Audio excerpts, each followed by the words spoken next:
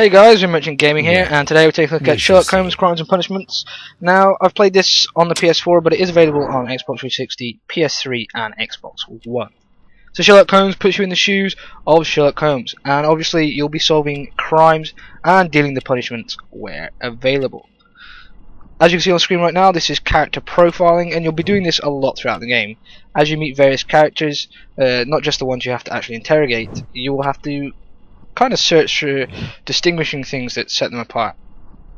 Now this will add to your character profile and will inevitably create a profile for that character. You can view that in your objective book and it will show you more details. Anyway, onto the actual game itself. You can play this in first person, as I'm doing on screen right now, or you can play it in third person. Now, initially you are set at third person mode, but with the tap of the circle button, which is probably the B button on the Xbox, you can go into first person. And I prefer it in first person just purely because you can just see a lot more of kind of the environments. You know, you can see it on a wider scale. You don't have Sherlock kind of standing in the way, annoying you throughout the whole time. The game does look quite good as well. It's built on the Unreal 3 engine this time round, and it's developed by a new studio, and they've done a really good job at capturing the light shafts and various details throughout.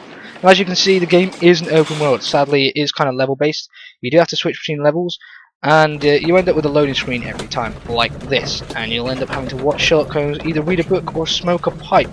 Now, these loading screens happen really often.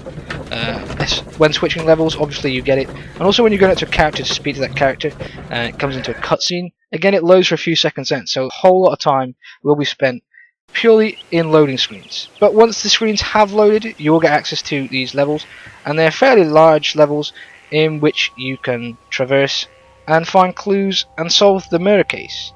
So there is 11 hours of gameplay, and I'd say around about 2-3 hours of that would be on loading screens alone. The rest is on cases. Now, these cases are really engaging. You've got puzzles and various things you can do throughout the case. They're really good fun, and the story is told really well.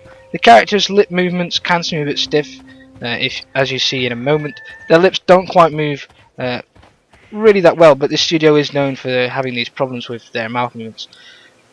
Other than that, you know, the characters look fantastic. The characters look really good. You can see there the level of detail on each and every character is certainly seen, and also the voice acting is done really well. But sadly, the game just falls short for a various number of reasons, including the loading screens and the stiff mouth movement. So Sherlock Holmes is a good, solid title. It's a bit slow for me, and overall I kind of found it slightly boring, especially when I was encountering the loading screens throughout. This game gets a 6 out of 10 from me. As always, like, comment and subscribe. Check out my written review, the link to that will be in the description, and always keep it with Merchant Gaming for more. I shall see you next time, guys. Cheers.